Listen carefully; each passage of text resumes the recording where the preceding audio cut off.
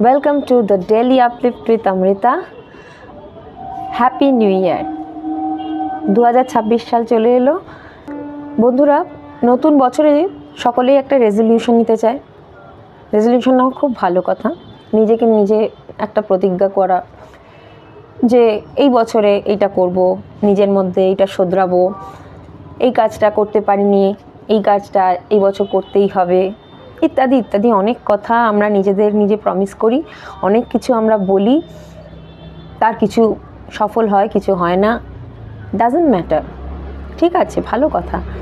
কিন্তু এটাও মাথায় রাখতে হবে যে এই যে আমি একটা মানুষ, মানে আমরা যে মানুষটা আদ্যপান্ত ভুল নই, আবার সবটা ঠিকও নই।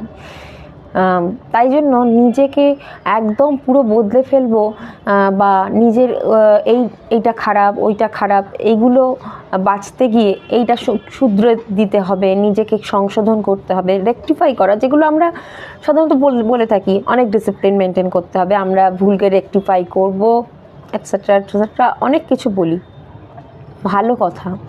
কিন্তু সব সময় নিজের সমালোচনা করাটাও খুব ভালো নয়, কারণ আমাদের যিনি বানিয়েছেন, ঈশ্বর যে সর্বশক্তিমান, তিনি কিন্তু কখনো খারাপ প্রোডাক্ট তৈরি করেন না, ডিফেক্টিভ প্রোডাক্ট বানান না, ঠিক আছে?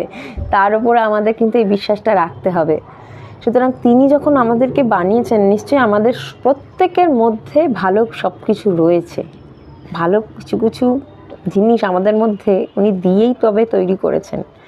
সুতরাং এই নতুন বছরে আমাদের রেজলিউশন হোক নিজেদের মধ্যে নিজেদের ভালোটাকে টিকিয়ে রাখা, নিজেদের ভালোটাকে খুঁজে বার করা, আর সব সময় নিজেদের সমালোচনা না করে নিজের ভালোটাকে অ্যাপ্রিসিয়েট করতে শেখা।